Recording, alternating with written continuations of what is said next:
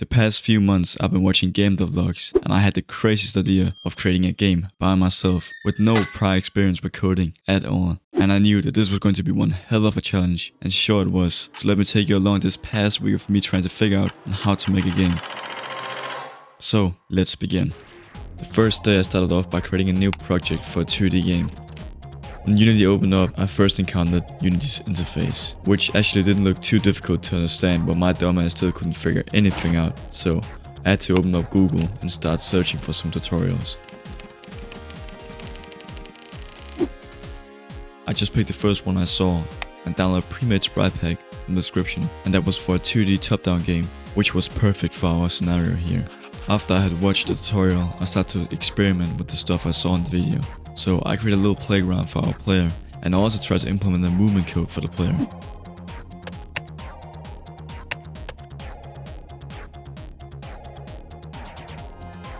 So after a few hours of using Unity, my head was starting to melt, so I had to take a few hours break.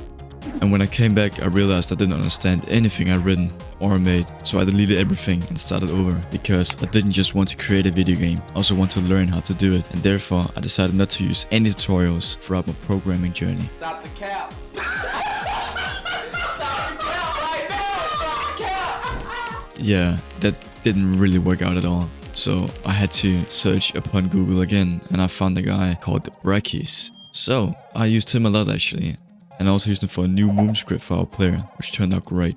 The player could finally move again, and we're now back where we left off. But we also need some animations, since, you know, right now it's just moonwalking in every direction. So of course I had to use Brachis' knowledge here as well. Well, it wasn't actually too difficult, and I figured it out by myself after just watching a few minutes of the video. And it turned out pretty good. I was very happy about the things I had made today, but it was now late at night and I decided it was time to get some well-deserved rest. Good night, girl. I'll see you tomorrow.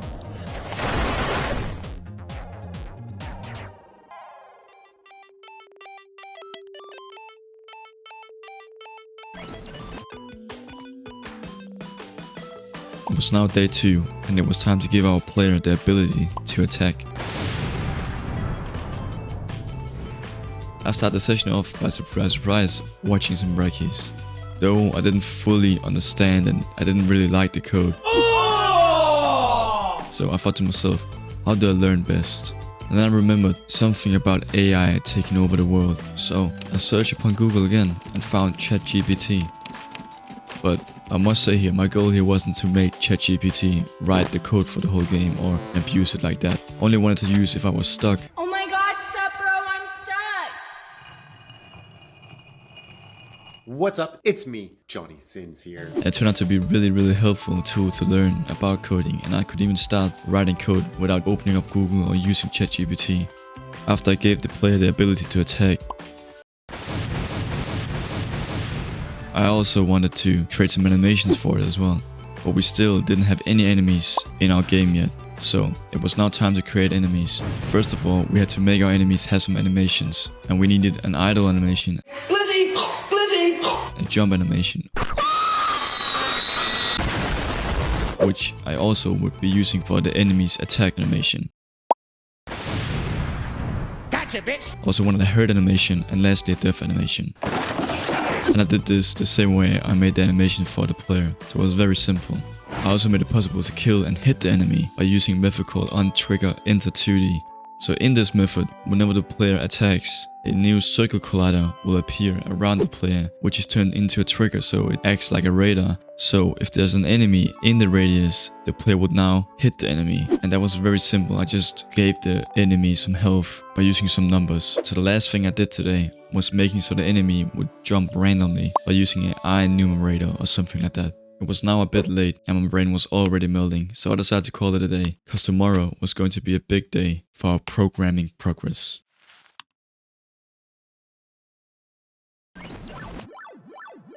Start of the day, I tried to understand everything that I had written and made. I don't know. And when that was done, it was now time to hurt the player.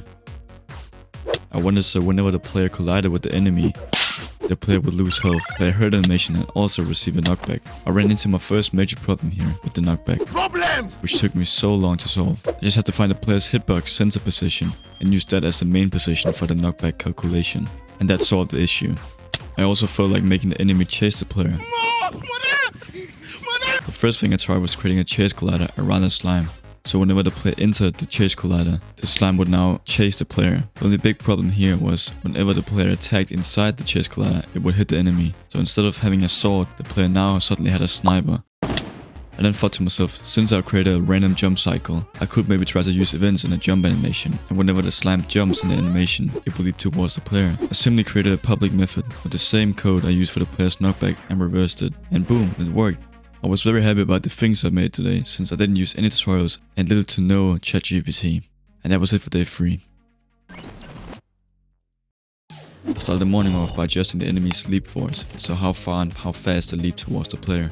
I also thought the slime needed some particles when they landed from the jump.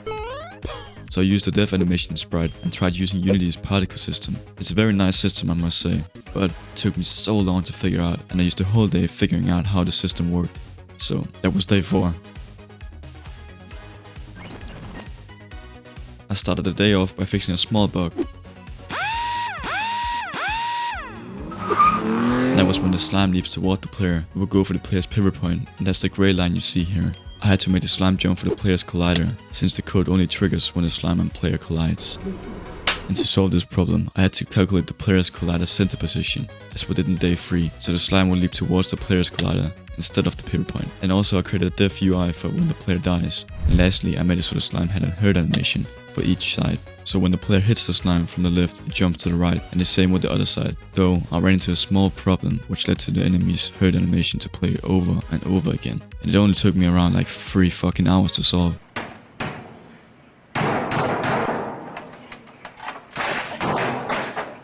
Simply put, in the animator sector, where all the animations get controlled, I have a hierarchy that I didn't know of. It's a very simple fix actually. I just changed the hierarchy order, and boom, it worked. The day was now gone and I didn't do anything else, but we're still making good and steady progress.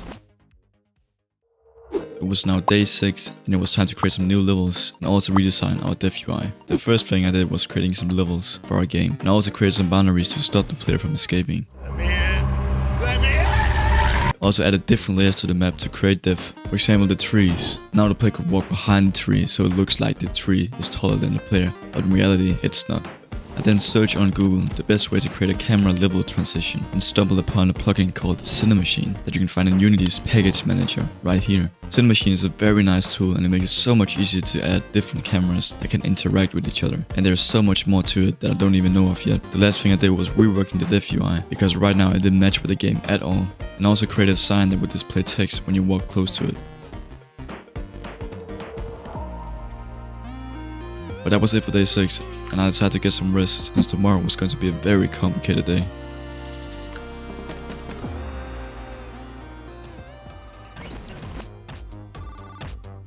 It was now the final day of the week and I had so much planned for today. I wanted to create a new enemy from scratch. This meant that I had to create every single sprite and animation from scratch. And I wanted to create a new biome for our game, again from scratch. I also wanted to lock the paths to the next and prior level until the player had killed all the enemies in the current level. So this means that the player don't have the ability to skip the level or go back to the level prior to the current level he's in. And lastly, I wanted so the enemies in the next room was in a sleeping state until the player entered the room, so they wouldn't chase the player from level 2 into level 1.